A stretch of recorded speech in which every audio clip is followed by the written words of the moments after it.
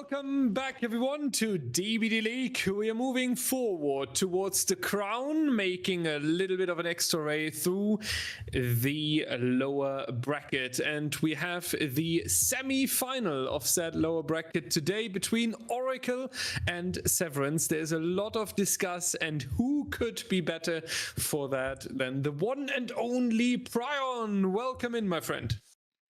Thank you for the warm welcome, Dyer. It's exciting to be here today for this lower bracket match. It is a very important one, and we have some very exciting sets for you guys here today.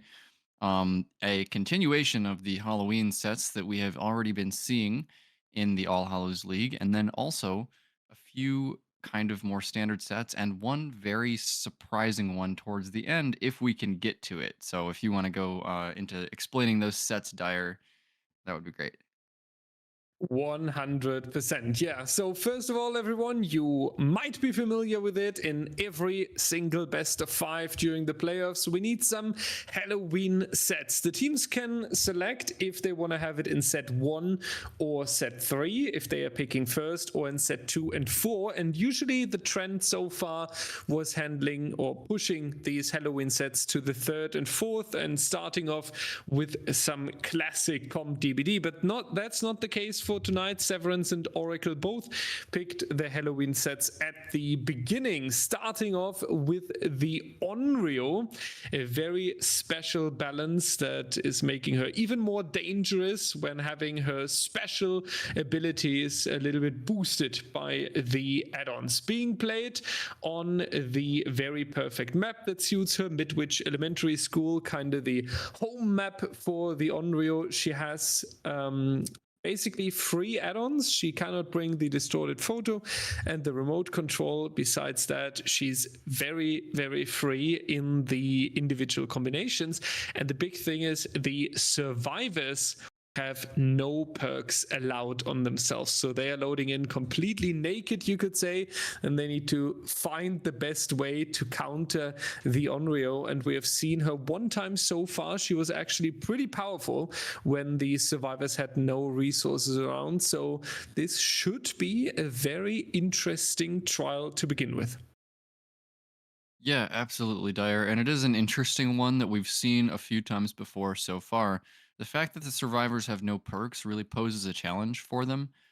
Usually on a map like Midwich, the Onryo would not really be that much of a threat as a basic M1 killer that has some mobility.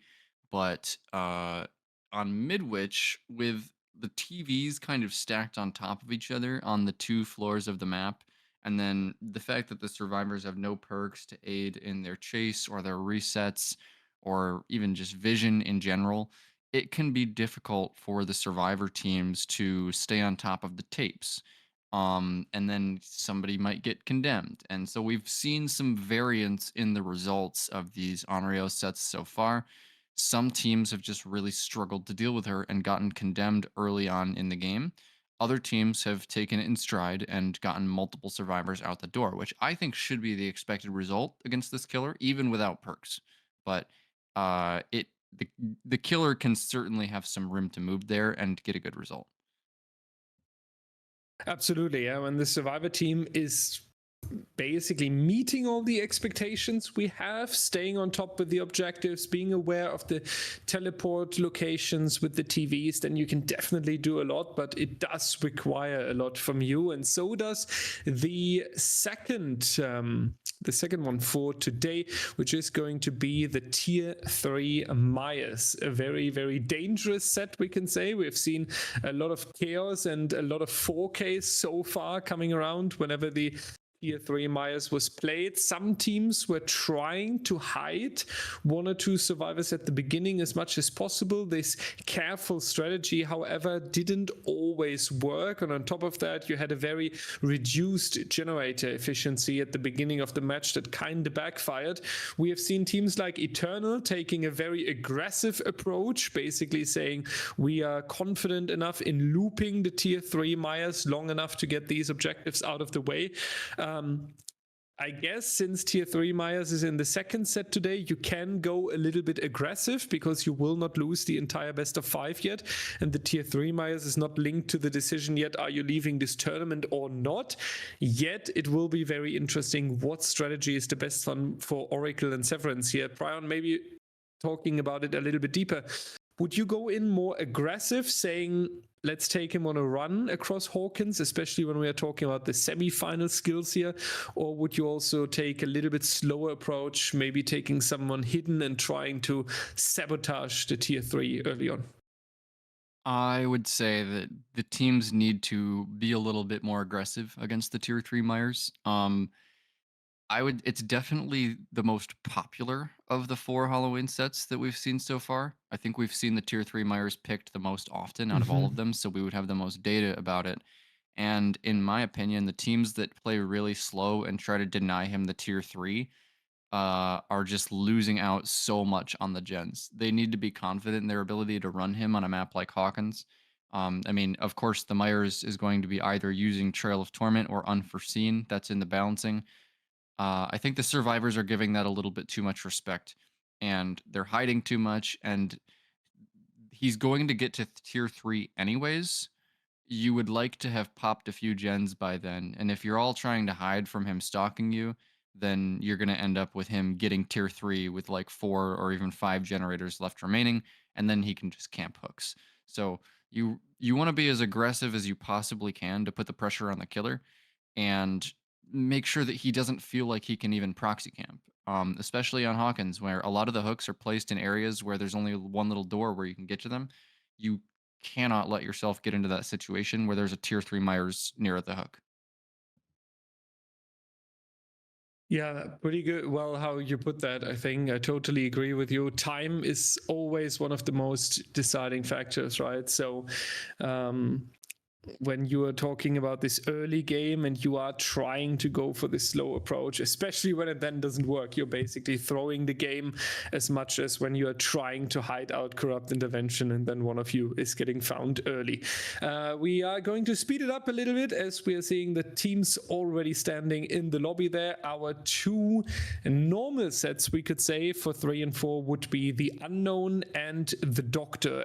As always, Severance picking Unknown is also selecting the map for the Unknown. Oracle doesn't know this map yet, and the same goes for the Doctor. Oracle selected the map as well, so Severance is going to load into an unknown environment. And if that's, and I kind of want to skip these 2 killers real quick to talk about the tiebreaker, because I really, really hope we are going all the way back there. It would be competitive Amanda. Now, there's absolutely no data about competitive Amanda because she's never really picked nor liked because of the RNG factor a little bit. Because you really don't want to search your boxes and might get delayed on the generators a little bit longer than the opponent team. But maybe we can try find the best possible strategy, holding the generators, or here being aggressive, popping the timer and trying to go for the boxes, because maybe Amanda can also not defend the boxes against an efficient survivor team. Maybe she would then be punished with all the generators smashing through. How do you see it, Brian? In case we go to set number 5, what do you think is going to happen on Amanda? By the way, she would be played on Rancid Abattoir. Okay, so Rancid Abattoir is an interesting one, and I actually have played a bit of competitive Pig. I know it's never been seen in DBDLeague before, but some other like smaller organizations do throw her into the draft just in case, and some teams do actually like to pick her. So I have some experience playing against it. It's usually when I've experienced competitive Pig, it's been on Midwich. So which is actually quite strong for her. She can play almost all of the palettes with her power, but Rancid Abattoir is certainly an interesting one. The boxes seem like they would be extremely far apart, but also there's so much distance for the survivors to keep against a basic M1 killer like her. I'm just hoping we get there. I don't think she would do particularly well on that map against survivors of this caliber, but it'll be really interesting to see, and I hope we could see it. I hope so too. I was already secretly thinking if we should ask Severance and Oracle if they agree on a show match with the Pig, regardless of what the result is. But usually the teams are pretty tired after so much pressure. It's also late here in Europe, the 8 p.m. CET game today. If you're wondering where's the second semi-final that is going to happen tomorrow, we had to do a little bit of rescheduling with the teams. At the end, everyone cooperated and we could work a nice schedule out. So tomorrow you can be happy about 3 games back to back. So a longer Sunday for you. And there we are, Nigel, Virtual, Zonga and Mada taking the survivor side of Team Oracle, going against Ward from Team Severance. And we need to talk about Ward for a second here, because he has done a lot of good stuff so far in All Hallows League, has taken difficult situations, turning difficult scenarios for his team in a very impressive way.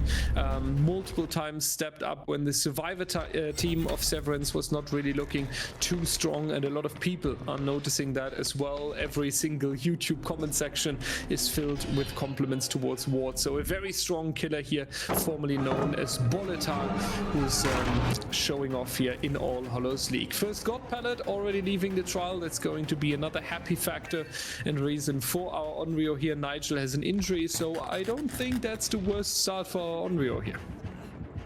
Yeah, and as we have Chase here on this filler palette in the classroom, Ward not going for it just yet. Oh, Nigel gets a little bit stuck on that desk there, and that's going to be the first down for Ward. Let's talk a little bit more about Ward here, specifically on the Onryo, because Severance has been picking this killer, I think, more than any other team with the Halloween sets, and it's because Ward, he knows how to play the condemned playstyle. Not every killer that plays this set in DBDLeague is actually going for the condemned. Some of them just must not know exactly how to do it, and they just try to play her like a normal M1 killer, and that doesn't work out. As Ward here, gonna find a hit there onto Mata. Very nice manifest there at the pallet. But Ward, I think he has a leg up on the other Onryos here, Dyer, and that's why Severance keeps picking this. Yeah, now we have straight up the next one. So Severance really delivering the reasons early on. Hook stage and 2 injuries on 5 generators so far. Really looking good here. Ward trying to get towards the next survivor. Maybe even able to interrupt or surprise one of these injured survivors so far. Zongao playing a little bit of a technician here, delivering the tape to one of the TVs. That means that they're all busy also. We don't have the trade with the hooked survivor just yet, and it is actually going to be a trade because Virtual is taking the injury there on the top side, and Ward is not even bothering the tunnel out just yet. Knows that he can, in worst case, just teleport after the survivor, but it's also always a good idea to get some fresh and individual survivors throughout the trial. So next teleport coming in, Zongao trying to figure out where the Onryo really is, doesn't want to find himself back onto the hook.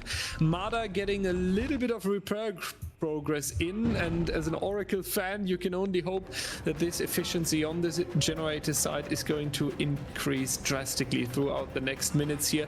We1 going to be in a chase, very nicely done by him, the double back into the pallet here now with some safety. Ward coming out of the power, now taking a little bit of a sprint, but it's not going to be enough to make it over towards the next pallet. Second hook stage onto Virtual already. Nigel had one, so we are talking about 3 stages in exchange for no generators, only a trade-off on 1 survivor with the health state will come in. So Oracle from the get-go under a lot of pressure here, and I feel like this is really going to be a benefit for Ward. Oracle desperately needs to be moving tapes here, Dyer. You can see just how much Ward has already stacked up on them. V1 on the hook has 4 condemned stacks locked in. Those cannot be dispelled anymore because he's got 2 hooks on him with 4 stacks. But Ward, so much pressure here. Even the survivors that haven't been hooked, they all have at least 3 condemned stacks on them right now. No generators have been done, and they have to move these tapes with Ruin up as well.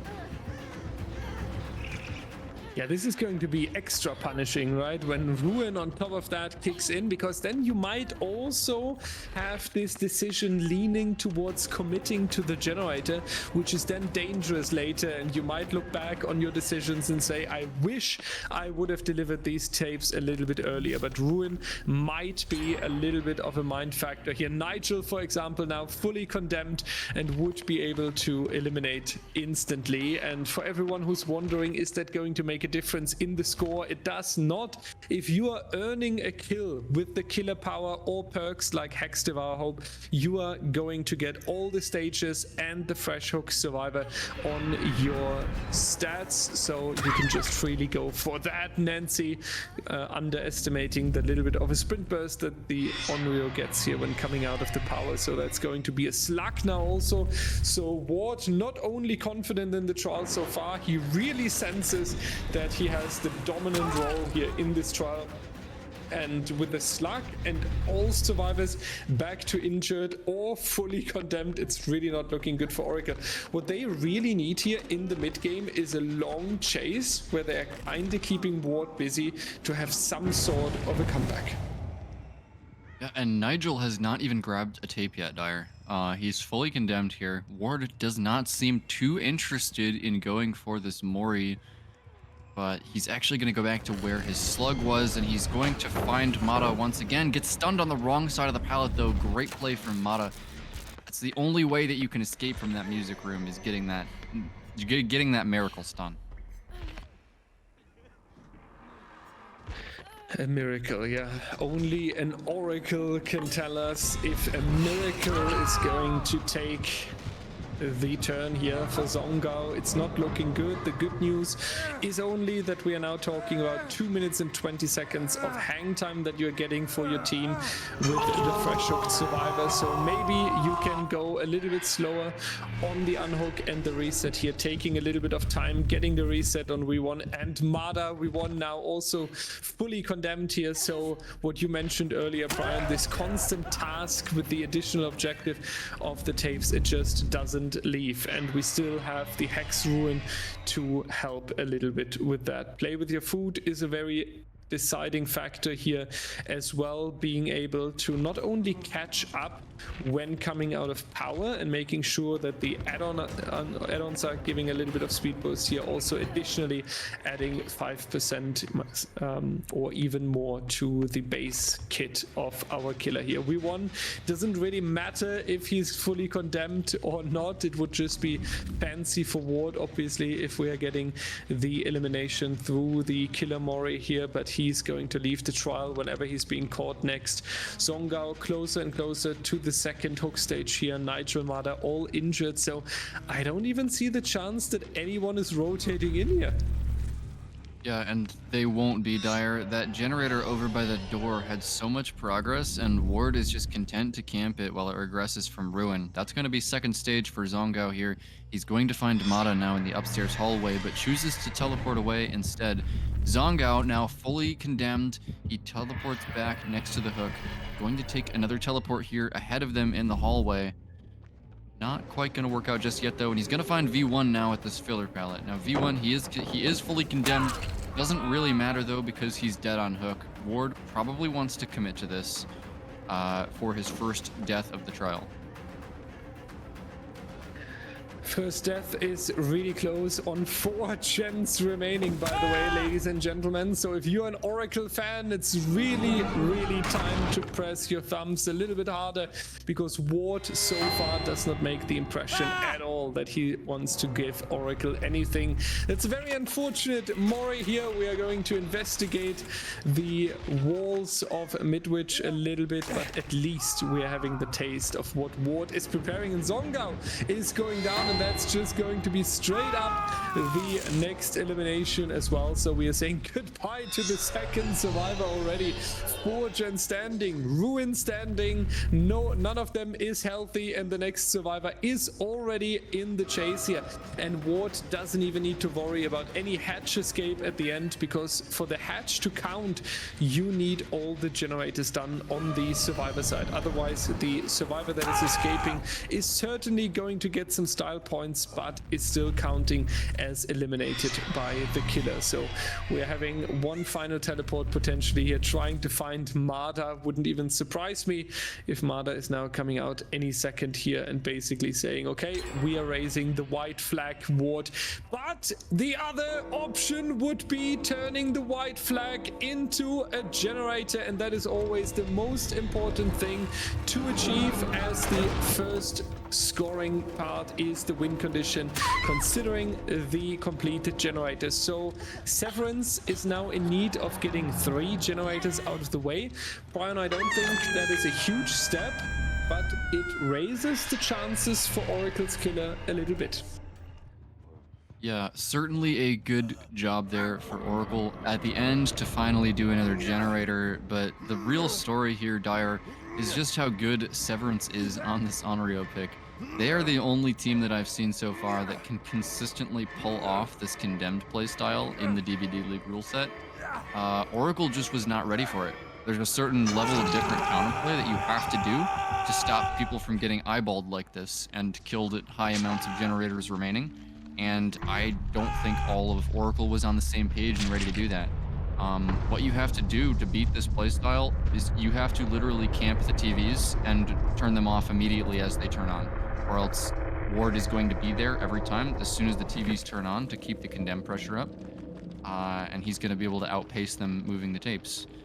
But yeah, it's definitely a different way to play, and something that a lot of comp teams just aren't going to be organized against because they don't have experience with it. Yeah, I think that's also the big factor, right? The experience, and this is something that these Halloween sets are really throwing at the teams. And a lot of you might ask, why is DBDLeague putting up this balance? So if you're new here in DBDL, let me introduce you real quick. We are having our main season most of the time in spring to summer. There we have the gold standard balance. Everything is perfectly in balance with testing, statistics by the rule committee, test scrims as well. And then when we are coming out of this top 10 very gold standard balancing in the Halloween time, we're always taking a little bit of a funnier approach, a unique approach. And for the All Hallows League, this was really with the mindset we want to test how spontaneous teams can react. That's why on the normal sets, they don't know the map until they are loading in. At least they don't know what the opponent selected. So they're basically testing how quick can you react to a certain environment.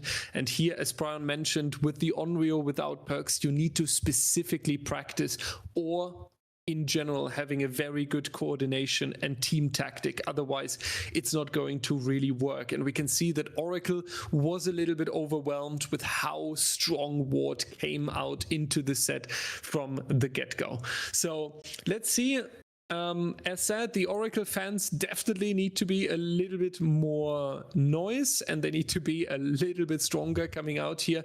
And Severance is certainly already riding the wave of confidence here with Ward so often taking the responsibility in the sets of Severance, has played so many times on the killer side. And our tournament analyst Toby has also informed us that Ward was already having 2 games with the Onryo in the All Hallows League. So there on the killer side, we have the experience, and I really think this was the 3rd success in a row now. So Oracle might have underestimated Severance on this set a little bit because they did not choose to ban it yet. Big shout out to Oracle and Severance for being so quick on switching the sides. So we are already going back in now. Prion, on the killer side of Oracle, you basically need a perfect game here, 4k4, to secure the win for your team. How are you trying to achieve that now? That's a good question, Dire. It's going to be really tough for the killer from Oracle. He's going to have multiple game-ending mistakes from the side of Severance to even kind of have a chance here to get a 4k4 with this killer. He could go for the same strategy that Ward did, but I'm not confident that he's practiced in that strategy, if that makes sense. It's not something that you can learn overnight, per se. Yeah, that's a good point, I think. Here, Babbo is a pretty experienced killer, but as you mentioned, overnight might be a little bit of a high expectation even for him. Let's see what Team Oracle, now playing killer with Babbo, can do against Ward, Potato, Cartney, and Hanu. Big shout out to Heno here, one of the long-time former DBDL team members, now focusing his comp career completely. So let's see if he's able to make a very deciding chase here in this trial. First chase coming out already onto Potato. Babu needs some injuries compared to the first trial. We had a very quick down and injuries from the get-go here, not able to do that as Potato is getting a very nice stun. But right after that, we're having the injury, and we see a little bit of a different strategy coming out from the killer this time with the sloppy butcher here, really forcing first the decision making of are we going for a heal, wasting some time, or are we taking the risk, and on the other hand also trying to spread potentially a lot more. And also important information for Prion and the audience as well. This is the first Leoness Kennedy played in the All Hallows League, making the debut here. Have we seen an ace tree before either, Dyer? I'm not sure if we have. I'm not sure. This is a question for Toby. Anyways, there's already a stark difference between the performance from Ward and the performance from Bubbo. Bubbo has not teleported a single time yet. And most of those TVs have already been turned off by survivors, which means they are already far ahead in the condemned stack department. So the strategy that was employed by Ward is already totally out of the question for Bubbo. Now the Felix here is going to be with the difficulty to delay the injury as long as possible, and it was a difficult task after the pallet had been dropped. So Ward going into the injured state as well. Ward and Potato, our two injured survivors here, trying to stay alive as long as possible. Babbo not going for as many teleports as you would expect here, especially with the sloppy, but he is confident that he gets the first down now, which he successfully does. So very well done. He can get the pressure started. What worries me though is that we are having these three healthy survivors now, as Severance is also really good on healing these injuries, making sure that the TVs are being taken care of. We see it right here. Not so much progress yet on the survivors. So my first impression in this trial is that Severance is much more prepared, much more with a tactical plan, and this might be the difference that decides over the winner here. Cartney almost done with the generator, unfortunately getting interrupted on the 95 gen, then with a lot of patience, but vaulting a little bit too early on the second one, so taking the injury here. Survivor very certainly rotating over to take over the gen. So for the killer now, also difficult decision. Are we going to hunt down that survivor, or instead focusing the protection of the generator? A second one will drop in a second, so we are already close towards 2 gens, which would be the tie condition here. Yeah, and a lot of these generators are regressing and getting eruption put on them, but it's not resulting in any downs. The survivors of Severance are keeping their distance very well. They're getting back on these generators as soon as Bubbo leaves, and he is struggling to find anything here besides that first hook stage. So we're already at 4 generators remaining. Cannot lose a single other generator if he wants to get this win condition. That's going to be maybe a significant amount of stacks onto Potato, who is still injured here. But the problem is that Ward and Hanu have absolutely nothing on them here. Yeah, you see Potato there, actually fully condemned now, and no, just returns the tape right as the condemned comes in. So that's really unfortunate for Bubbo. That could have been a window of opportunity for him, as now it comes in onto Ward on this filler pallet, but he's just going to hold W away, and Bubbo does not seem interested in committing to that chase. Not interested, as he also needs to be really careful now with where he wants to take the upcoming chase. Only one more generator on the to-do list for Severance here to take the first set point in this best of 5. Henno here over to help a little bit. Very nice teamwork by Team Severance, making sure that Courtney is not going down too quickly. All 4 survivors injured, so this body block comes with the cost of spreading the risk across the entire survivor team, yet it's looking good and strong so far, as they also have some resources left in this trial that they can really work with. Understandable that Bubble is going back towards the gens after spending half of a minute in the chase down there. That's a very quick down onto Potato. That's definitely going to rise the pressure for Bubble a little bit, and these are the downs that we need now. Teleport, quickly surprising a survivor, and then instantly getting the down off of that. And this is where the sloppy and all the spread injuries really help. So Severance might look good here, but the win is absolutely not guaranteed. Yeah, and that might have looked like a little bit of a potato play from Potato, but that generator is actually very tricky to work against this killer, because there's one TV in the upstairs library, and then there's another one very close by on the bottom floor. So Potato definitely was not sure which TV Bubbo had come out of, and he guessed wrong, so that's why he went down there. So now chase on to Ward at this filler pallet with the window. He's going to drop it and guess correctly, makes it back across the pallet again. Bubbo trying to zone him away from the window, but Ward is playing just the pallet very well right now. Doesn't go for the vault there. Gonna go for the fast fall on the window, and he makes it. Very nice pathing there from Ward. He's wasting so much of Bubbo's time here. That was a great chase, Dyer. Absolutely, yeah. This is potentially what just broke Bubbo's neck here in this trial, because now the survivors not only had the time to go for the reset, on top of that also jumping back onto the generators, and now we are in this difficult situation that we have sometimes throughout the trials, where we would wish that the killer could just split up and be at 2 different locations at the same time, guarding 2 gens, and in best case also chasing. Potato also more careful this time on this pallet, getting the stun out, wasting more time. Even Bubbo is forced to go into the next teleport, but Severance is going to make the decision here. First set going as planned, you could say, to their win. So absolutely strong here, and I guess this is telling us that Oracle needs to win their tier 3 Myers set now if they want to make sure that they are not getting in the big disadvantage here.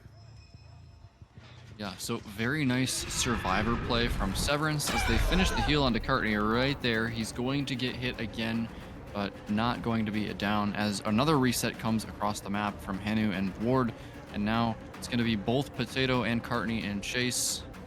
Looks like Bubbo is actually not going to go for Courtney anymore. Wants to get that second hit on the Potatoes. That's 2 injured survivors now. Going to go for the teleport here in the library. Does find a survivor here. Speed boost from the bloody fingernails comes in, but he's actually going to respect the pallet. Ward now playing this pallet. He's been playing these filler pallets so well so far in this game. Manifestation coming in from Bubbo now. He's going to just break the pallet though. That is a pallet that if the survivor doesn't screw up, it's pretty safe. But Ward actually gets stuck on that ramp there and is going to take a hit. So I guess that good pathing was all for nothing.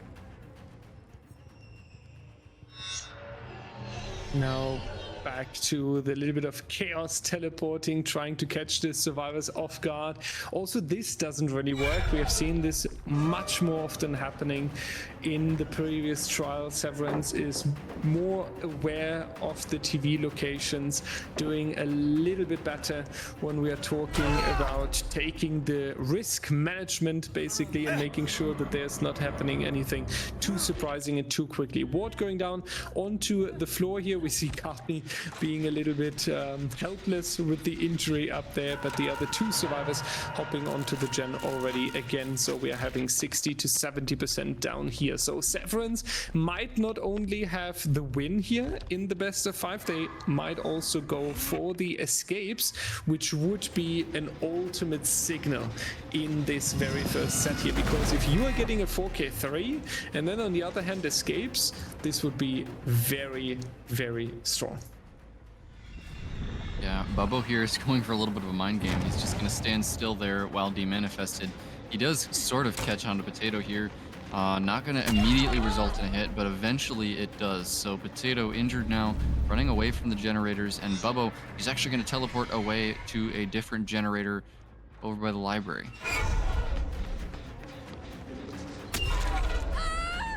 Now the injury back onto Hanno here. All 4 survivors back into, never mind. Ward is already finding the reset there. So Severance is being quicker with balancing out Babu's pressure than I can cast over it. That's also a very big achievement that we can write down into the protocol here. Potato, Cartney is also here now, so I'm just stopping with the status effect of the survivor team. Very impressive what Severance is doing here. Potato going down on the floor, very unfortunate. Feel like this happened 2 times, a little bit unexpected that the Onryo was jumping onto him, but we have the 2nd stage so far, so no elimination just yet, and the gen pressure is constantly rising. So this is really looking strong here and definitely deserves a lot of respect, and I would actually love if Severance is taking the out here, because the more pressure on Oracle at the beginning, the more exciting the Maya set that is about to start. Yeah, and there's actually just nothing left in that library, so if they were going to stick the gen in there, they were going to die. So Hanu goes up on his first hook. There is only 1 pallet left in the whole vicinity of the library, and it's that one that's below the ramp on the bottom floor. So Bubbo here, he knows that they really want to do this library gen, so he's just going to keep applying Eruption to it and protecting that area. But the survivors now, they kind of need to spread out, reset ward, and start to get some pressure on some other gens that aren't the library gen if they want to get outs on Bubbo here.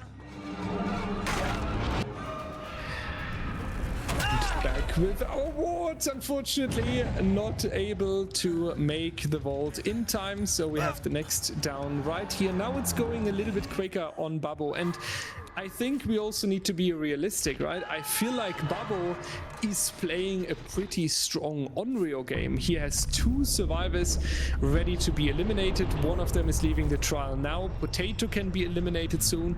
So when we are talking about this achievement on 2 gens remaining as a trial itself, Bubbo is doing a really good job. The factor that really comes in clutch here is that the win condition was really, really difficult to beat. So when we are taking the realistic view, then we still have to give Bubbo a lot of compliments for this performance. Severance was just a huge step ahead, even more ahead than Bubbo's great performance here. Back onto the generator, going for the 5% regression here, and now it's actually, with the elimination of Ward, not so clear anymore. When there were 4 survivors, I was about to say they might take the outs here, which would be obviously a very dominant signal being sent by Severance here. Now with the elimination and Potato being eliminated very soon as well, there is a good chance that Oracle is 4K'ing here. Yeah, Bubbo just going to take the break onto that pallet there. There is another quite strong pallet here, though, so he's just going to leave. Cartney is going to need to be reset here, and it looks like Potato just didn't react to Bubbo coming out of that TV. So that's going to be another free hit on one of the generators that has quite a bit of progress. And Cartney now fully condemned, and Bubbo is right nearby. That is going to be an eyeball on a fresh hook fire. That's indeed the eyeball on the fresh hook. Quick elimination, and that's very punishing for Severance. Now this is turning the entire trial from good chances of outing to basically below the 10% mark here, with 2 gens remaining. Potato being revealed there with the killer instinct as well. So we have Hanno left as the final survivor. Keep in mind, everyone, hatch escapes would only count if the survivor team is getting all the generators done, and that's going to be a tough task when you're just 2 survivors remaining. We have the next chase coming in exactly on Hanno, who we just talked about. So he's healthy and he could go for a little bit of a time waste, especially when Bubbo decides to be optimistic on the window and these very unlikely hits.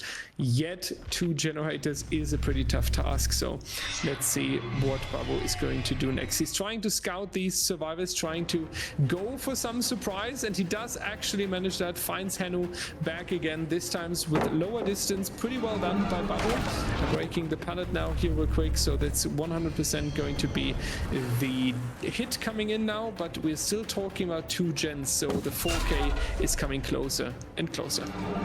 Very nice pathing there from Hanu to make it to that unsafe pallet in the locker room, but he's just going to leave now and go back towards Potato, or where he thinks Potato is. Not going to be on that generator that he was doing before. Goes back to the upstairs area. Not going to find anything there either. Going now over towards the library gen. Scratch marks are here. And he's going to find the healthy Hanu here. Goes down the ramp, and that generator is really close to being blocked by the entity.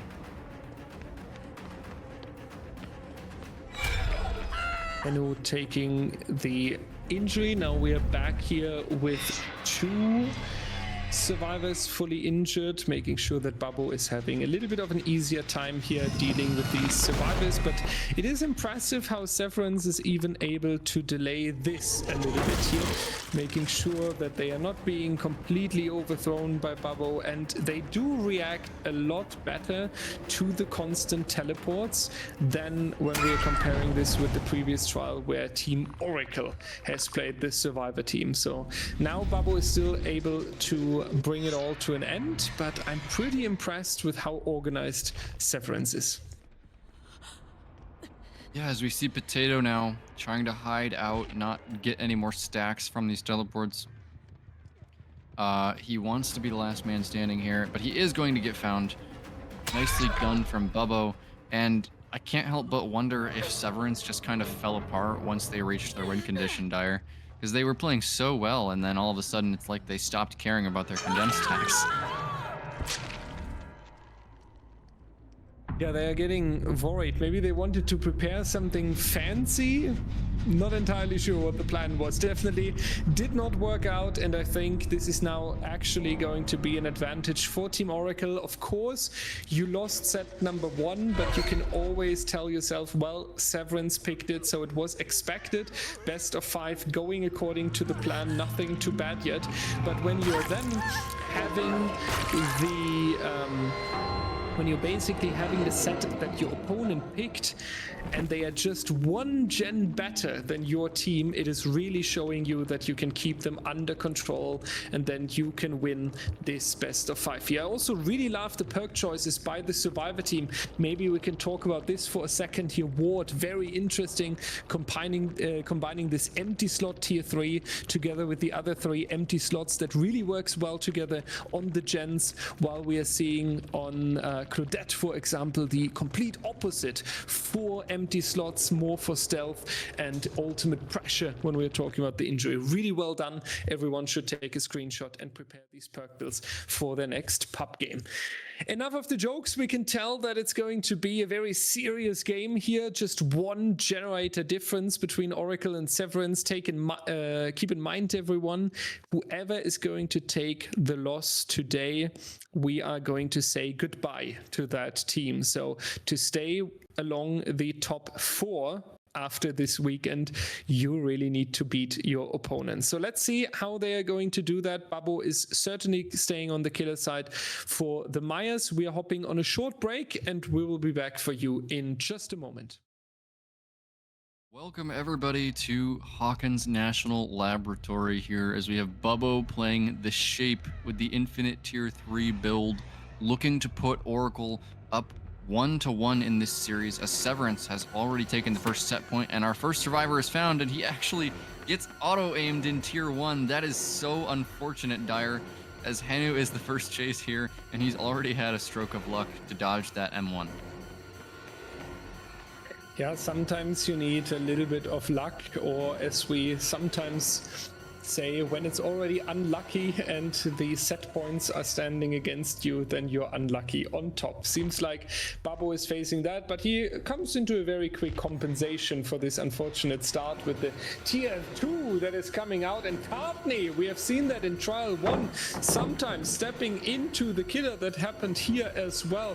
That's a very good chunk of tier 2 coming in there. Quarter already stalked, and also going to be an injury. The jackpot for the Myers is when you can even go for a down before being fully stalked to tier 3, basically when this is being done very, very quickly. So you also get the hook stages and the pressure started. Yet Babbo, I feel like, can be happy. He finds the next survivor here as well, can go for a lot of stalk progress. Half on the way to tier 3 already. So the survivors 100% not with the slow approach here and not trying to hide, denying tier 3. So we can only hope now that they are aware that tier 3 is already around the corner, and then they are better going for some confident chases and some very strong efficiency on these gens. Yeah, and I was about to say, Dyer, that he hasn't managed to find the obsession just yet to get any play with your food stacks, but he's currently on the obsession's scratch marks right now. That's going to be Ward getting found here, and that's going to be the beginning of the play with your food stacks here for Bubbo. He's actually going to go for a hit onto him, so that's going to be, I think, 1 stack generated once the chase goes away. Wants to get a little bit more stock, but Ward was playing so well around that circular map geometry that not very much stock was able to come in there.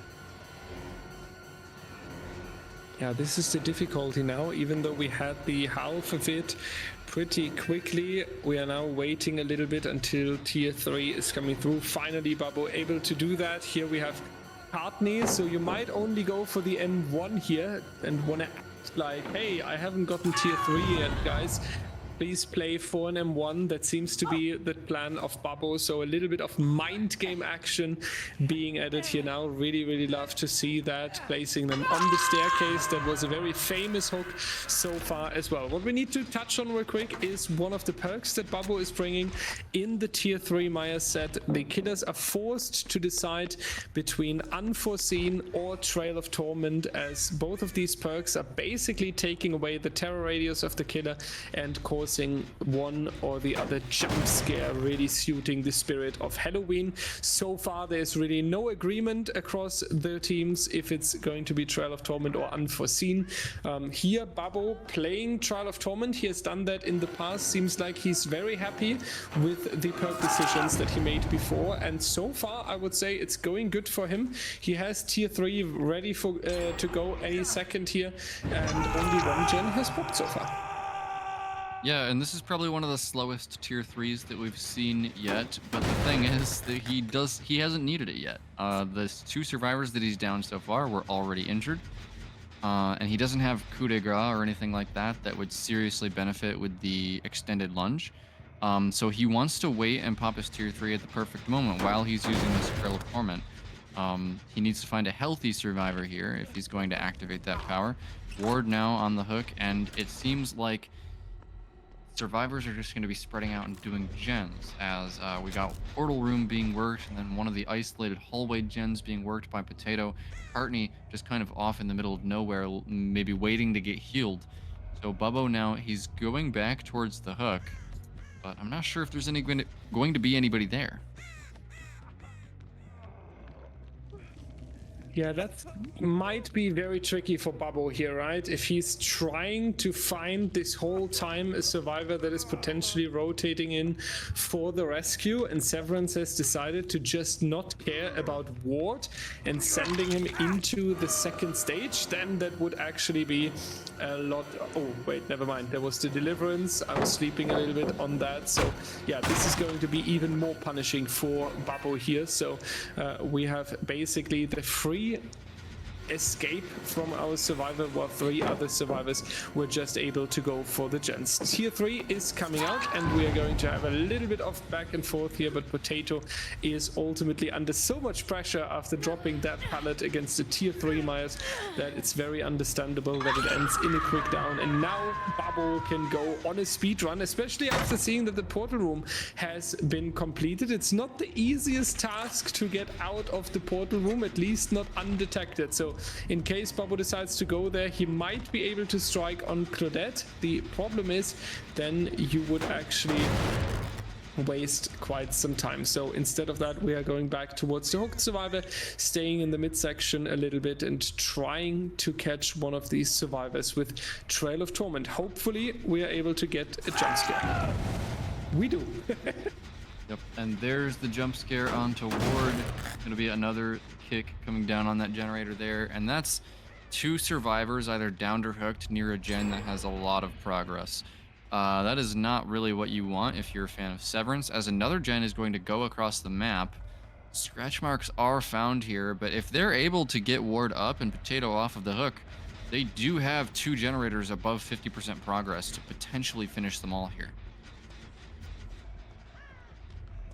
Babu really wants to perform another jump scare on one of the survivors. He is always lurking around the hooked survivor, trying to catch someone here. Henu in the top side, going to drop down now. We're also working on that generators on the survivor side at the moment. 2 generators left, definitely looking really good. Sprint burst survivor close by, so that is the perfect moment to strike. But Babo feeling that he has a lot more pressure now, talking about the survivors of Severance here. So it's very understandable that he's going for the slug, trying to get some more pressure, chasing Henu, then deciding to go back towards the midsection. Maybe he wants to make sure that he doesn't lose the currently down survivor, but then Potato is coming a little bit too close, and Potato is going down on the floor. Really well done by Babo now. Oh. And that's going to be a DS coming in from Potato there. Unfortunate for sure, as he's now going to make more distance toward the portal room. But actually, Bubbo, nice read there. He's going to make it to one more pallet, and then dead hard on that pallet. Very nicely done from Potato. That was the only thing that could have saved him there. You do not want to get stuck at that pallet against Tier 3 Myers. So not dropping the pallet, instead goes for the dead hard and buys so much time for Severance here, as Bubbo now forced to leave that death hook survivor and go for Ward instead, who is going to go down anyways. Ward now here down next to the generator with a lot of progress also. That's double punishing for the survivor team. 70 seconds away from the elimination, but now Babu with his strategy of staying closer around the hooked survivor that we have seen throughout the trials so far might also be able to have a good look over the generator and causing quite some regression here for the survivors. That would be very tricky. Very nicely done though. The unhook now. Potato going to run away. Ward going to block a little bit when realizing that Abo is not going to take it, using the sprint burst, and unfortunately being a little bit too optimistic here. Ward is going, oh, 2 times now. That's, and that was blood rush here from Ward. That, yeah, amazing. Yeah, absolute great timing on that. Basically 2 times blocking and making Babo swing, and out of nowhere we're an endgame. Prion, I did not expect that. Incredible play from Ward there. Not only does he body block on the death hook survivor that was Potato, he also sprint bursts to make the killer miss, and then uses blood rush to make the killer miss again. Both of those survivors were on death hook, and because of Ward's amazing play there, neither of them died. Very, very well done. Courtney is taking a little bit of a sacrifice here for the other survivors. The question is, are they going to be safe? Because Babo wants to get much more than just that. Following the Ward here, that wouldn't be worth more than 1 stage, so that's not really attractive to our killer. Therefore, very understandable and good decision to come back. Also hooking right next to the exit gate, so the survivors would need to perform a save and then getting basically across the entire map. But Babu realizes that Claudette was close by and that she was running towards the staircase, and from here it's a long distance to the other exit gate, so we might be able to catch the Claudette here. Balanced landing though, that's going to be a difficult factor. That's going to be a lot of distance for Heno. Hopefully Babu was not a little bit too optimistic, which it seems like. Now there's going to be the exit gate. Heno has to make an extra turn down coming out, but not really into the advantage of Heno because he cannot move away from the pallet, Brian. Yeah, and it looks like Henu actually... Oh, he gets body blocked by his own survivor. That is so sad. Ward unable to get the body block for his teammate, and Henu, the fresh hook, is going to go down in the end game. Ward now playing this really bad pallet, and that's going to be 3 on the ground. Potato is going to be picked up, and now Henu, the fresh hook here, surely he needs to just pick up, right? He needs this fresh hook. Yeah, I would also, we have seen a lot of examples in AHL where being greedy in the end game, especially on the killer side, did absolutely not turn out good for them. One team even dropped from the entire tournament because being greedy. It was trial 10 in the tiebreaker, so a lot worse than here in set 2, but I hope that the teams are learning that sometimes it is better to just take the guaranteed stages, especially when your life is not dependent on it. But Ward coming in with an absolute giga chat play and having the dead heart ready to go, and that means that Hanno is now getting out of the door, and that is basically one stage in favor of Severance here. Very, very well done. DH of Ward saving the day. That was such an impressive play there. I'm not sure if that was Dead Hard, Dyer, because didn't we see Dead Hard on Potato earlier? There had to have been some other endurance effect. Let's look at the perks here. It was Soul Guard. If only this. Oh, it was We're Gonna Live Forever from Cartney picking him up. Oh, okay. So Cartney picks Ward up and allows him to run in for the save alone. Very nicely done from Severance. Good result. Absolutely, because this is why I was expecting the dead heart there, because this would basically mean that this entire chaos that we have seen with all these downed survivors was somehow planned, and they were kinda, or at the end it was chaos and they were just lucky, realizing, hey, one of us says we're gonna live forever, let's turn this. But let's, for the optimistic belief in Team Severance, accuse them of planning this and then basically playing the mind game that all this chaos had a strategic core inside of it. So DH or We're Gonna Live Forever, it was a very impressive play here. Would have been even more giga chat if Ward is pulling off the DH instead here with the We're Gonna Live Forever, but yet, as you mentioned, very nice coordinated play by Team Severance, and basically saving one hook stage there in the end might be really, really important when you are looking for such a close game. This has brought us overall to around about the 7 stages, I believe. Yeah, 7 stages it should be. So 8 stages is around the win condition that we have on the 4 individual survivors. 8 stages. So 9 stages are needed. Basically 3 full kills. And I feel like sending in a Myers tier 3 saying you need to achieve 3 kills. That's looking promising, right? This is definitely Severance's game to lose, Dyer. The win condition is very achievable, but Oracle still has a chance here if they're able to pull off an amazing Survivor performance.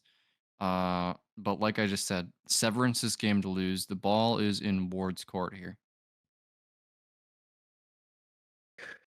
And it is very nice to see how quick these teams are. So we can only say that again when we don't have lobby crashes and when we don't have problems with the server, we can be quick, ladies and gentlemen. It's not always on our shoulders here, just wanting to throw that out here. What I always also want to throw out is that the community crowdfunding for the Winter Circuit 2025 has started.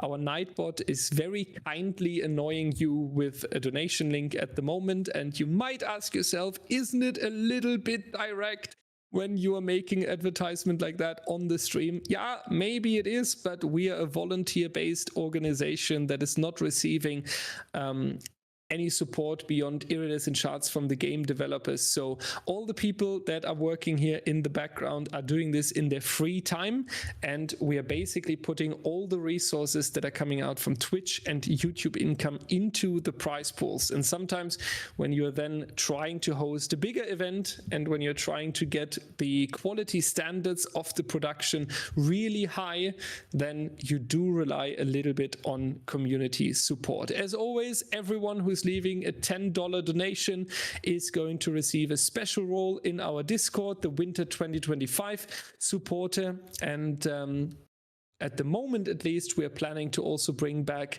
a name with, or a screen with the thank you to all the people that have donated towards Winter Circuit 2025. So in case this is an option and you're watching a lot of DBDL and you spend a lot of free time with DBDL, maybe we are allowed to ask you for a little bit of support here. Make sure when you're leaving the donation that you're also dropping your Discord name so we can find you in our server to give out the role. And yeah, that it was a very short advertisement block instead of an ad break that is going to sell you 5 more shampoos that you already have potentially. Ward is very much not surprising on the killer side again for Severance, Virtual, Nigel, Zongao, and Mada on the survivor side. So we are having the rematch from the set 1. 9 stages, 3 kills are needed for our killer. I feel like this is going to be a very interesting trial. Yeah, it's definitely a doable win condition here for Ward. And such an important point here, because if Ward is able to come through on this set that his team didn't pick, that'll be 2-0 in favor of Severance.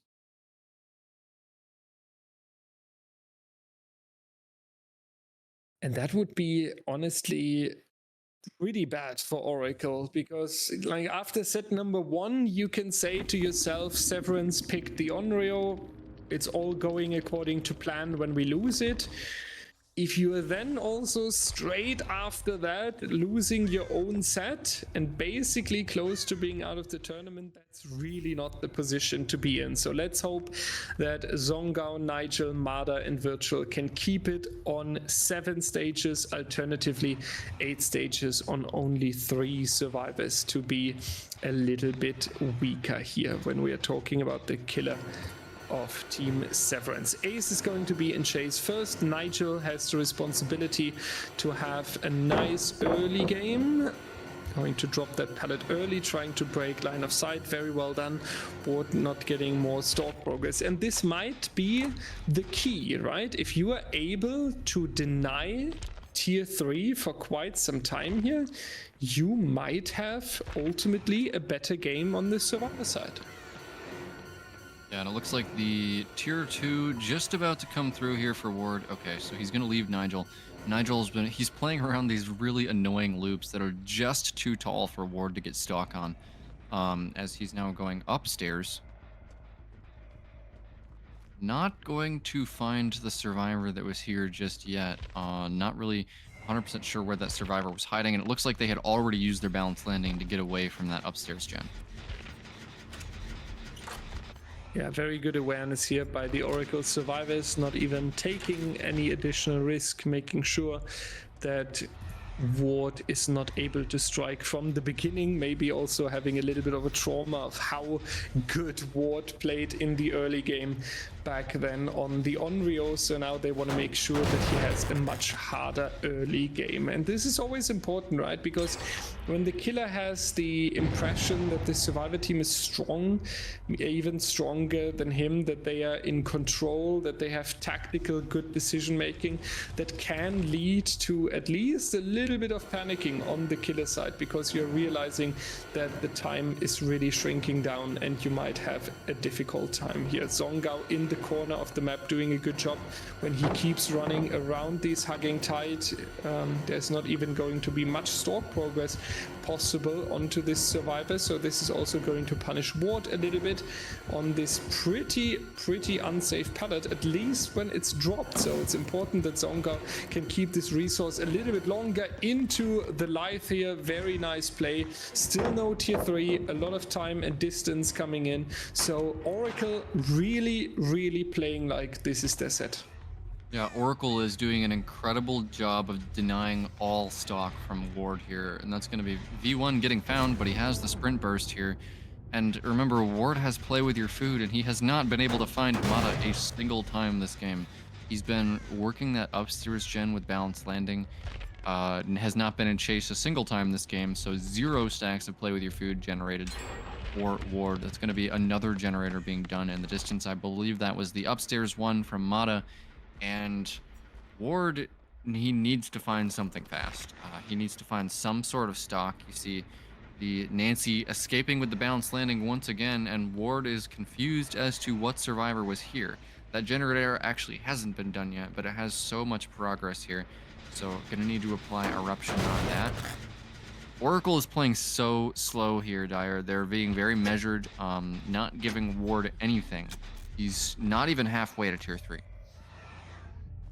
And it's crazy when you see the difference between not being used and ready to the Onryo Halloween, but being very much familiar with the tier 3 Myers.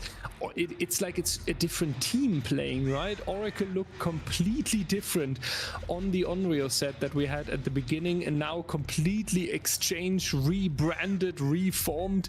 Could be a different roster, just that the names are the same here. So absolutely impressive.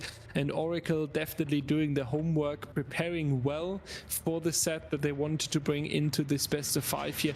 The only difficulty and task is now that they keep this up. They need to keep up this great coordination. They need to keep up the pressure, because we have also seen in the previous trial how quickly it can fall apart. Yeah, Ward here, he's still looking for literally any hit he can get here. He's finally going to find the obsession. He's going to find Mata and start generating a little bit of that speed, but he's still only 3/4 of the way to tier 3. Gonna be not getting any stock there. V1 is not on that generator like he was before. Somebody was on this one. That's going to be Zongao in the distance here. He's really close to tier 3 now. It's the Trail of Torment down on that generator. There's so many generators with eruption on them right now, and if those start to go, it's gonna be so bad for Ward. 2 survivors caught in the same room here as the tier 3 is going to pop. Little bit of a mistake there from Oracle, and that's gonna finally be the first down for Ward. Yeah, this is the chance for a potential turnaround here. Oracle needs to make sure, as we mentioned, that they are keeping up the control, that they are able to keep this tactical approach. Zongao going onto the hook here, a little bit of a regression coming in onto V1's generator in the portal room. That's also buying a little bit of time. Not too sure yet with the Scorch Hook Pain Res, if that was at the end a perk that really came in clutch here, because so far Oracle is really denying it. We saw that the killer was waiting there also to apply a new eruption, as we had a little bit of cooldown, and the 3rd generator is now going to be completed. So Oracle still efficient, still getting generators done, but if this happens again, that they have multiple survivors in the same room taking such a risk, this might be a little bit more tricky. Yeah, Ward here, he's finally got a hook that he can do something with here. Zongao going towards the 2nd stage. He's going to find scratch marks around the hook here. There might be a survivor over here in the hallway. He's stalking undetectable here, and yeah, he's going to find Mata. A little bit of distance, though. Mata is going to be able to see him coming with that undetectable, but not going to be committing to that chase. He really wants to proxy this hook, Dyer. What? Finding the next survivor on this very unthankful pallet.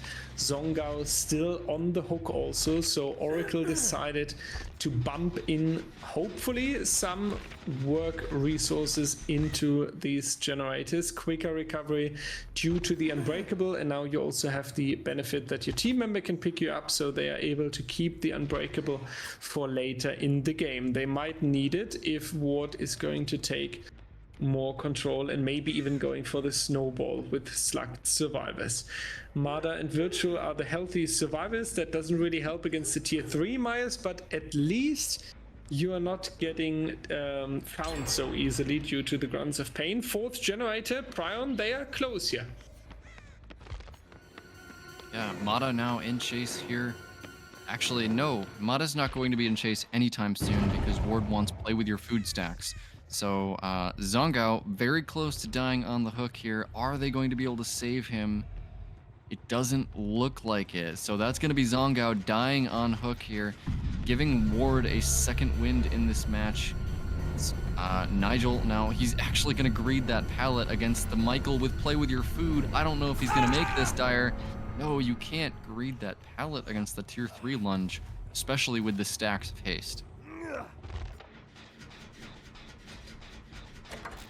Now, how quickly can we get this generator done on the top side? That's the big question here that the survivor team needs to answer. Oracle needs to find a good way now, getting the survivor from the hook as quick as possible, so they have 3 survivors being able to work on these generators at the same time. No quick down, no unexpected surprise jump scare that is happening. Luckily, the generator distribution is not the worst. Waiting perfectly for the cooldown on the Trial of Torment there, and now it's important that they are not running into the arms of Ward here. It happened before, it might happen again. Yeah, so 3 survivors standing here for Oracle now. This game is in Ward's hands. He definitely has what it takes to get this result for Severance. Going to be applying the Trail of Torment to that generator off in the corner. It's really not a very good split for him, but if he is undetectable and tier 3 Myers, he should be able to do it. He just needs a couple more downs.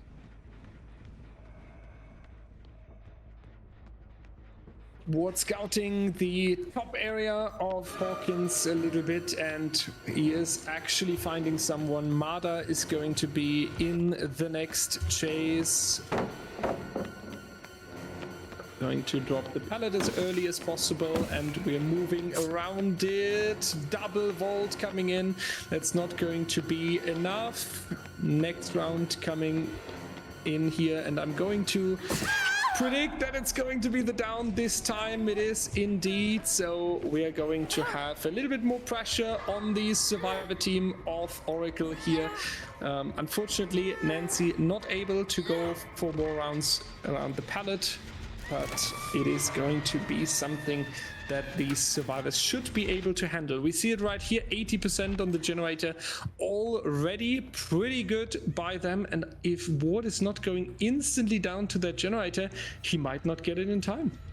Yeah, and that pain resonance came in at the last possible second for Ward, able to deny that generator, which means he can get over here and put another eruption on it, but not until he gets blast mined there by V1. Very nicely done from him. And actually, we saw V1 put down that blast mine. Neither of these survivors are really close to the hook. Okay, it looks like V1 is actually going for the unhook there, using the distance that he got from that blast mine. And eruption is actually not on that generator there. I'm not sure exactly what happened there, but it looks like Ward was not able to set the trap on that generator. And now V1 and Mada going to get found in the upstairs area. And there's not really going to be much either of them can do here. As soon as that endurance runs out on Mada, he is going to go down, and now it's going to be V1 in chase, healthy here. He's not in a very strong area, though. It looks like he has 1 filler pallet and maybe something connecting. Not entirely sure. He's finally going to throw that pallet. Holds W away from it. Smart pathing from V1. That generator is going to get done in the distance here, so clock is now ticking for Ward. He goes through the pallet. Nice read. Gets V1 greeting that pallet, and now he's actually going to go back for Mada.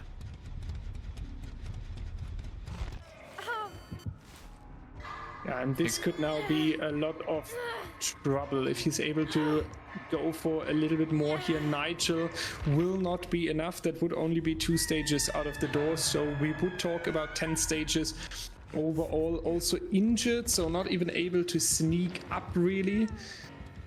Prion, what do you think? Is it going to be a last second pull here by Team Oracle, or is it going to be, yeah, what do you expect? The problem here is that V1 is the deliverance survivor, and I think Ward suspects that. He's not interested at all in picking up V1, and he wants to go find Nigel instead. The terror radius in the tier 3 Myers state is so large that it's going to be difficult for Nigel to get into this unhook, and he's actually going to get found. This could be the end for Team Oracle here, as Nigel is now caught at this filler pallet, goes around the short side of it, going to try to path toward the unhook, but he's just going to find himself at another unsafe filler.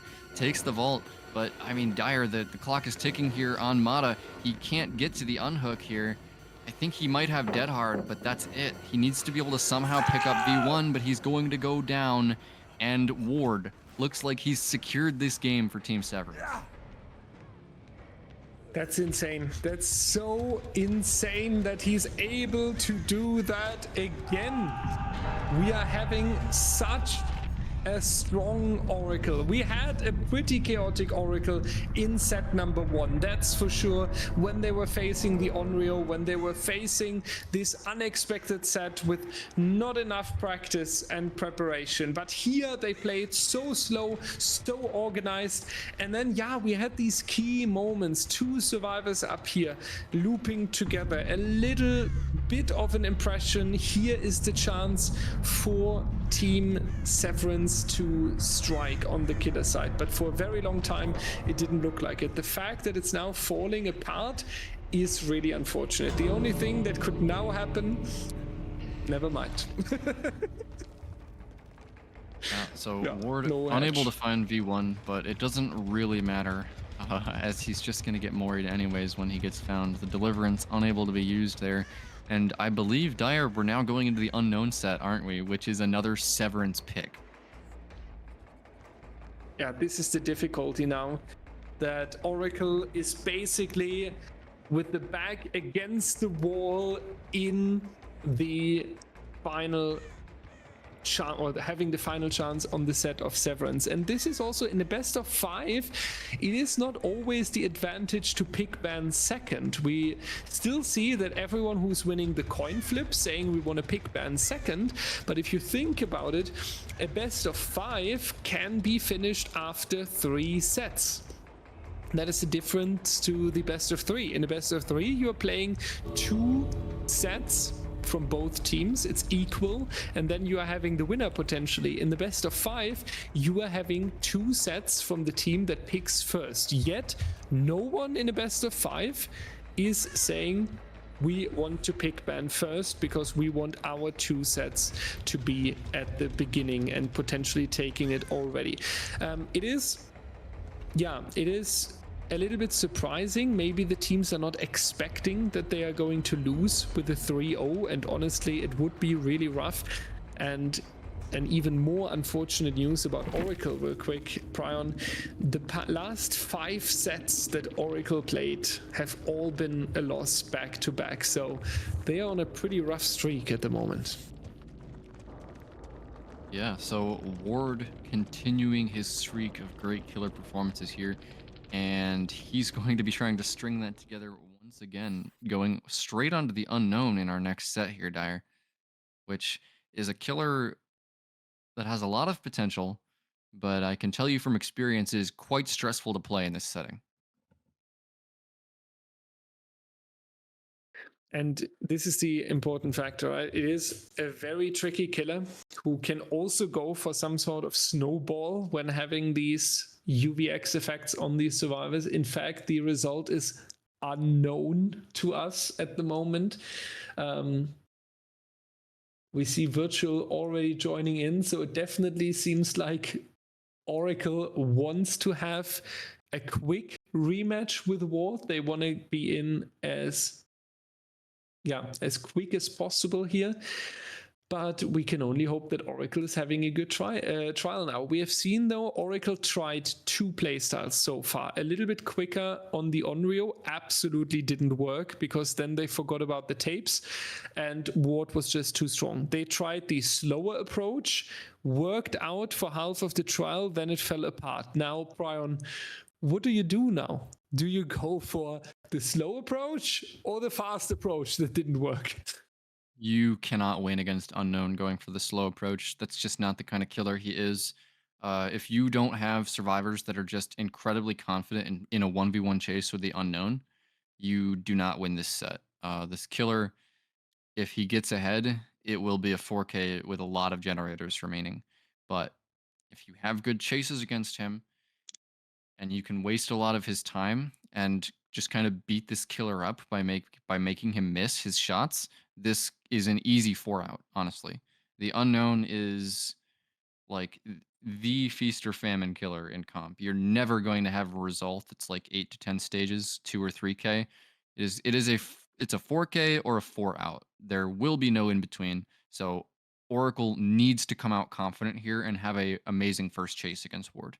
If they don't, that's probably the end for them. Trying to ready up already here. So I'm trying to think about scenarios where Oracle could take it, but now also Severance is like on this train of hype, on this train of confidence, trying to be very successful, trying to go for the final win that they need here. So let's see for a moment. We are hopping on a very quick break. Going to have the teams load in, and we will be back in just a moment. Welcome back, everyone, to DBDLeague. This is the Unknown on the Wrecker's Yard. Finally, you might say, back to the normal sets. At least I feel like Oracle is going to say that, because the Halloween sets so far absolutely didn't work out. And if Ward, since he was looking on the hook so much, I was thinking if he's going to use the hook as a bounce-off tool for the upcoming shot here. V1 is already dead. Yeah, seems to be not needed to make any strategy like that. We won running in the absolute open and getting a very quick down. That is not the start Oracle needs. No, absolutely not. V1 already getting put up on the hook here. I mean, one totem is going to be cleansed. I believe that's the blood favor for Ward, which, I mean, it's good to get that out of the way. Grim Embrace now coming out to block all the generators for 10 seconds. That blood favor is going to be cleansed off in the distance. But what a good start for Ward, honestly. He did not miss any of his UVX shots there, and he's now going to be able to start putting Eruption on these generators with a hook that he can very comfortably play around. Now, also Ward gaining a lot of time for himself, so it's going to be very interesting what's going to be the next step here. He might even say that he has the time to camp V1 into the second stage now. This is sometimes what the killers do and prefer when they got it down so fast, but Mada already rotating in here and undetected from the killer, so the unhook will come through, coming back a little bit too late here. The target is going to be clear though. Virtual will find himself in the tunnel out. That's very understandable, because with this very early down you really look forward to having a nice 3v1 scenario for most of the trial here. V1 not going to drop the shack pallet. Interesting decision as well. I mean, I understand it. Yeah, you would have V1. He had literally half a second remaining on his weekend for like 15 seconds there, and he didn't look at Ward. And Ward just hits the shot. He had all the time in the world to go to line it up.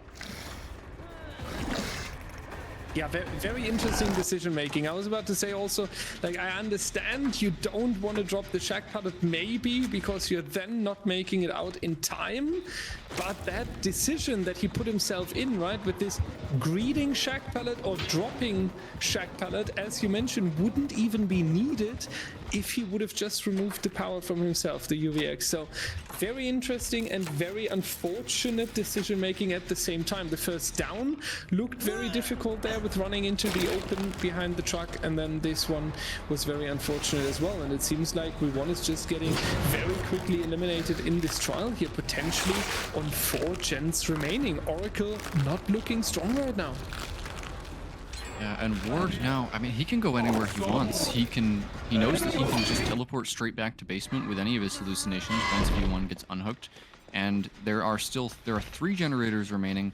Not a lot of progress across the board here for Oracle, as Bubbo is going to get weakened. And it looks like he's going to be trying to chase after Ward here. V1 actually dies on the hook, so that's a death at 3 gens. They're going to be able to complete this generator in the deep pocket. Little bit of a miss there onto Mada. Is going to get M1'd though. Good play from Ward there. He's going to have another chase here that he can play against the injured survivor. He does have hallucination here, goes for the teleport, but Mada is going to see it coming. Does not get weakened there. Good pathing from him, and Ward is going to be forced to break that pallet if he really wants to down Mada. Yeah, now a lot of these comeback plays basically are needed for Oracle here. They need impressive and long chases. They need to make sure that it's going to be, yeah, one hell of time time waste on the side of Ward. It needs to be one hell of a run here on the Wrecker's Yard, and all of this just to make a comeback, right? Just to make sure that we are not talking about a 4K, making sure that we are talking about a result that their killer can match in the upcoming trial. So Oracle in a difficult situation. Again, for the context, ladies and gentlemen, this is set number 3 in a best of 5, and Severance has taken both set points so far. So we are talking about the potential goodbye of Team Oracle tonight. It wouldn't even be a loss. They can pack their bags if this is not going well. So you would have expected a little bit more, but sometimes in exactly these sets, the stakes are high, the nerves are a little bit shaking. So this might also be the reason why they are in this difficult situation at the moment. Yeah, good pathing there from Nigel to avoid that follow-up shot while he was weakened. He needs to have a good chase here because it seems like Oracle might have been a little bit more efficient on the generators than we thought. We know that that one over in the corner was at about 70%, as Nigel is going to go down. Nice bank off of the wall with the UVX shot there. I think, Dyer, there are actually 2 gens that are pretty close to popping, as another another Grim Embrace is going to come through there. Bubbo unfortunately runs back into the blast radius of the UVX, and he's going to be chasing now at this car tile. This is not super strong, though. He runs. Oh, he's going to get 2 tapped, Dyer. Oh, he gets hit by the lingering hitbox there.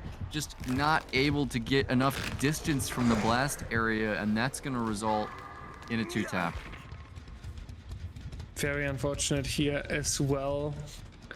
Feel like taking the M1 there and then just basically handing out the M1 for free and then trying to move away as much as possible would have gained them a little bit more time.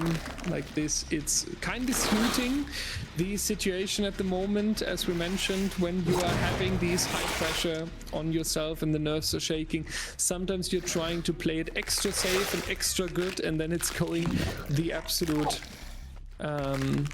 opposite. But yeah, let's try to have a little bit of a stronger end game here, or late mid game. We must say, you were right, Prion. 2 of the generators have a significant amount of progress, but they finally need it done now. Please, we don't want to say goodbye to Oracle with a 3-0 again. Yeah, and it looks like Mata, who is the last stack of Grim Embrace, is doing that generator over there in the corner. It's going to get done any moment here, as Nigel in chase now. He tries to dodge out on the projectile, and he is going to get that dodge. Nicely done there, but he's running towards a hallucination. Is he even going to be able to get to this hook before Bubbo goes to second stage? It's going to be Ward actually teleported away toward the other side of the hooked survivor, and that's going to result in Bubbo getting unhooked. Mata is going to finish that generator across the way, and Ward, that shot is not going to work anymore. It works on V1, but I think he told them about that spot, so not going to get weakened by that shot over the top of the truck. Is going to get weakened by the one that banks off of the ground, though, so Nigel now in chase at this car pallet. He needs to be able to path away from the shot. No, he's actually just going to bait a pallet save here. Goes down on the pallet, and now that's going to be Mata in chase on this car pile. Where is Bubbo, though? Is he cranking the last generator? He is, but it's so close by. If Ward gets any idea that Bubbo is here, this is going to be maybe even game ending for Oracle. And yeah, he's going to check the generator.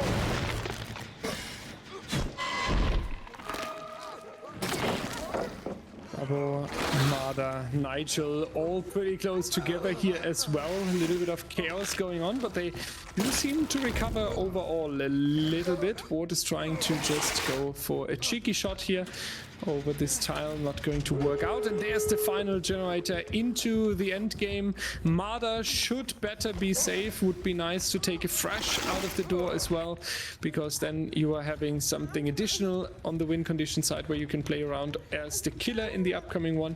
But I must say, with how difficult it looked with losing V1 so early and then for a very long time, now Mada is also going to be found here. Very unfortunate turn, but even if just some stages walk out of the door, I think we can consider this a pretty impressive comeback, given that they lost the survivor this quickly.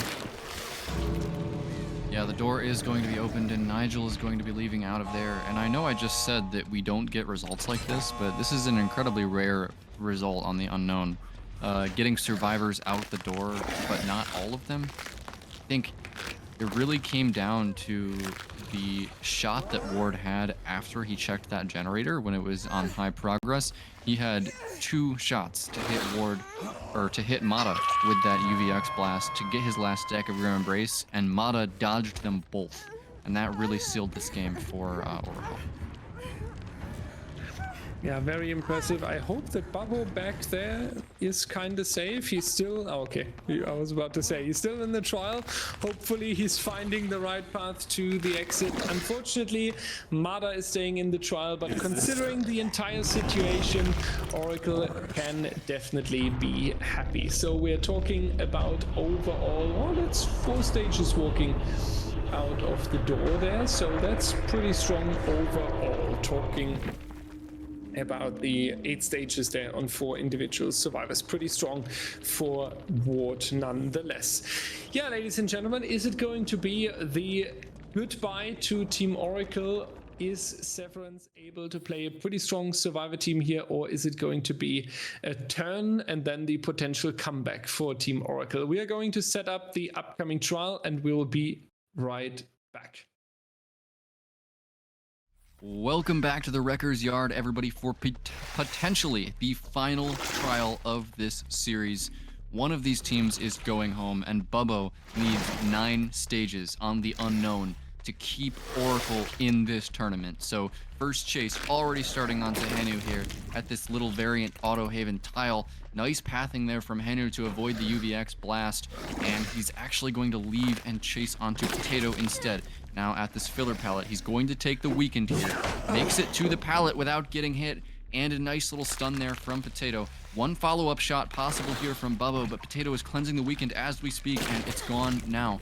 That's going to be a significant extension onto this chase here as Potato keeps pathing around this pallet. Nice little lie that there is going to get him away from Bubbo here, and if he can cleanse this weakened as well, that's going to be a very strong start for Severance. But no, he's going to eat the UVX shot there. Bubbo goes for the teleport, now on in chase with this injured survivor. No filler here in the middle. Will this shot come through?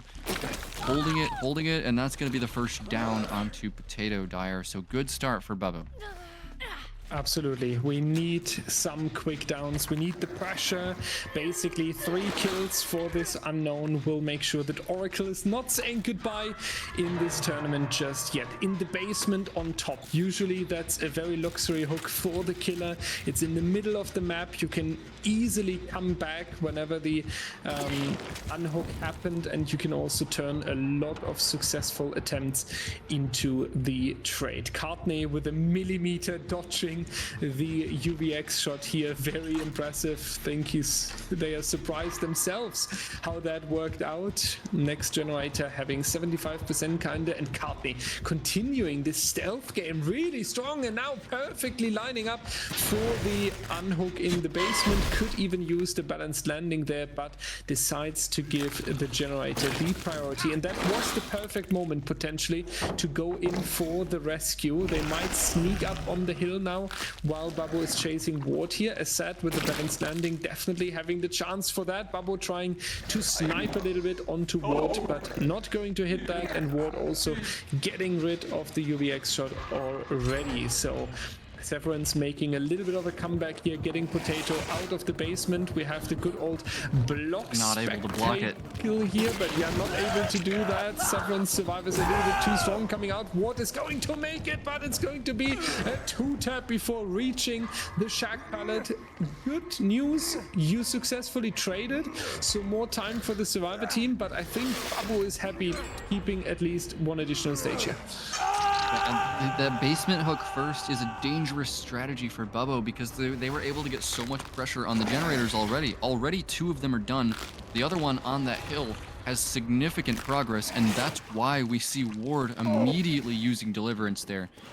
Severance knows that the tempo is in their favor right now, and they want to keep the pressure on Bubbo here as they do these generators as fast as they possibly can. It's a really risky build for Bubbo, and now Potato lockering up there, maybe trying to bait the DS as Ward here with a flashlight maybe hovering, and the DS has run out now.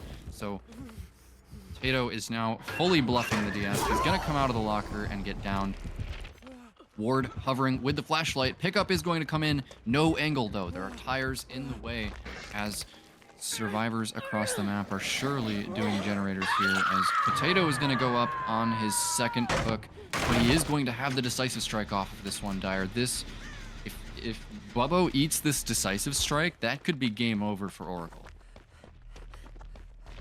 Yeah, this is the worry that I have at the moment as well, because Severance has shown us, even in the chaos earlier on the Maya set, how good they can make a recovery, right? We just remember that we are going to live forever into saving one more stage, so they are definitely having something in the back pocket here. Bubbo going straight onto Potato again, wants to spread more and more pressure on the Survivor team, trying to get someone out of the game as quick as possible. It would be such a benefit to go for the 3v1 scenario. Does get the quick down, and it's not enough to stop the third generator from being completed here. We have another generator with half of the progress already. Snipe coming out, both survivors showing awareness. Very well played by Severance here. Bubbo losing a little bit of time by lurking for a potential rescue. I'm not entirely sure what he's worried about, because you don't have the time to scout the entire area.